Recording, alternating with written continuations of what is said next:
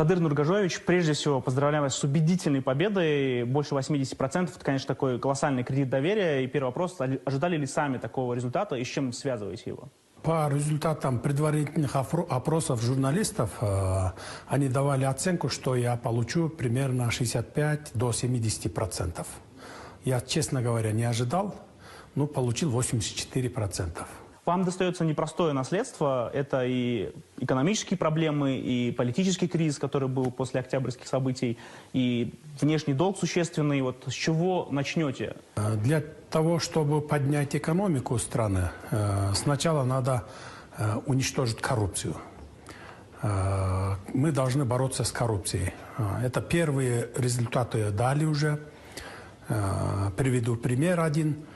Если сравнить с маем месяцем, июнь-май, поступили от таможенных сборов, от импорта в 2 раза больше. Если в мае поступили в бюджет 1,5 миллиарда сомов, в ноябре поступили 3 миллиарда 700 миллионов сомов.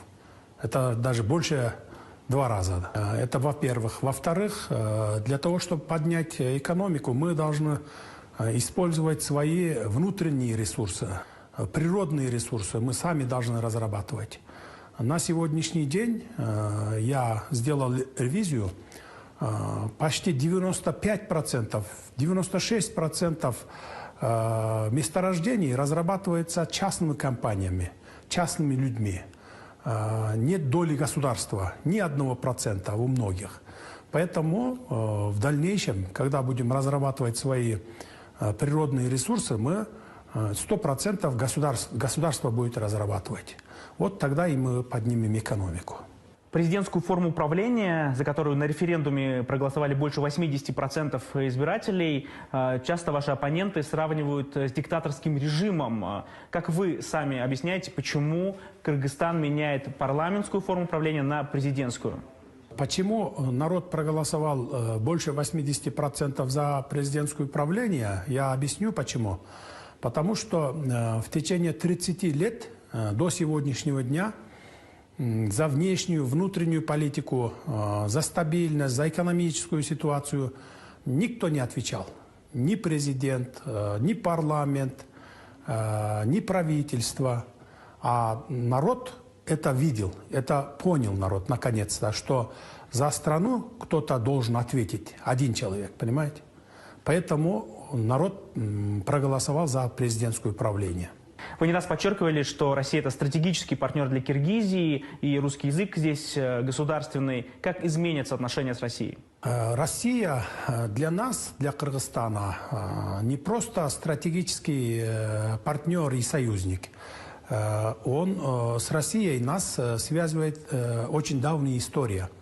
Если я не ошибаюсь, если память не подводит, мы к Российской империи присоединились еще 1850-е годы. С этого времени мы вместе жили с Россией. В течение 70 лет до распада Советского Союза мы жили в одном доме. Этот дом назывался СССР, как вы знаете. После распада Советского Союза мы с Россией стали союзниками, близкими партнерами. У нас с ними отношения как у братьев. Поэтому очень высокие, очень дипломатические отношения, высокие отношения имеются с Россией. Мы это будем продолжать. Без России все кыргызстанцы знают, что нам будет очень тяжело. Почему? Потому что в экономическом плане, в геополитическом плане Россия наш главный союзник и партнер. Русский язык был официальным, имел официальный статус и дальше будет иметь официальный статус.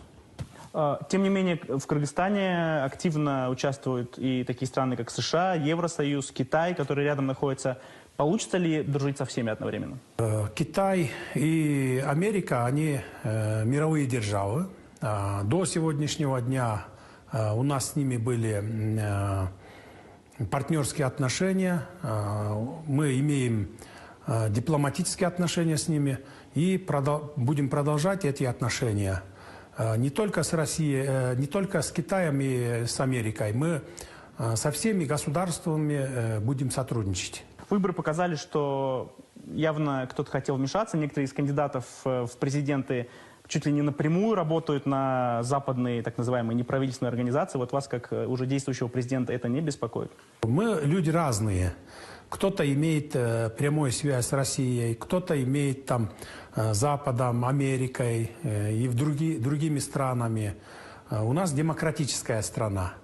Многие попытались, чтобы очернить меня, там, снять с предвыборной гонки, но у них не получилось. Мы их позиции тоже будем уважать. Почему? Потому что они люди. У нас демократическая страна. Мы всех должны уважать. 3 революции или 2, кто по-разному считает, за 30 лет. И многие, те, кто шел на выборы, с кем мы разговаривали, связывали с вашим именем перемены к лучшему. Гигантский кредит доверия оказал вам кыргызстанский народ. И как сами эту ответственность на себя ощущаете? Это очень ответственный момент. Почему?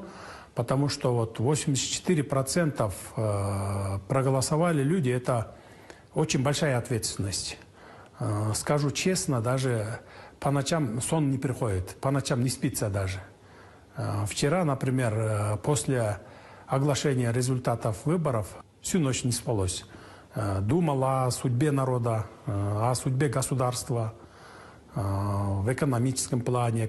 Не могу не задать вопрос. Парламентские выборы скоро, а часто очень они связаны с акциями протестов и митингов. Вот как сами оцениваете, спокойно будет в ближайшее время в Кыргызстане? Не будет повторения того, что было в октябре и там, предыдущие годы? Народ устал от разных волнений.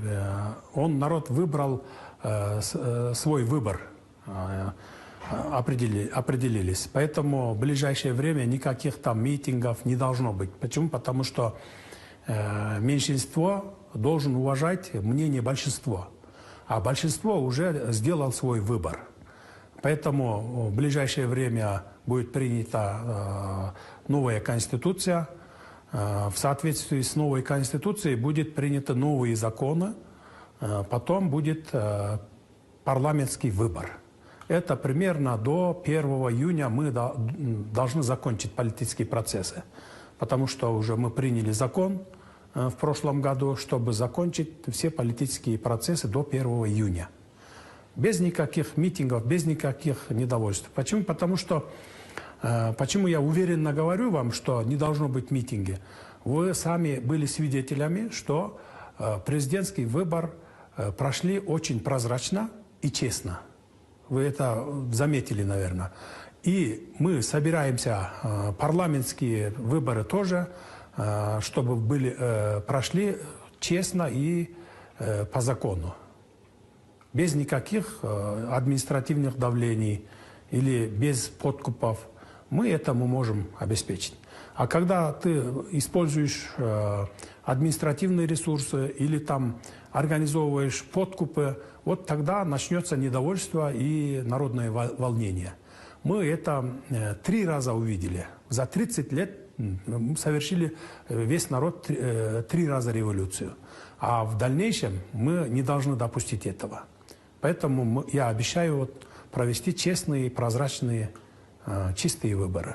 Спасибо вам за интервью и удачи вам в непростом деле. Спасибо вам.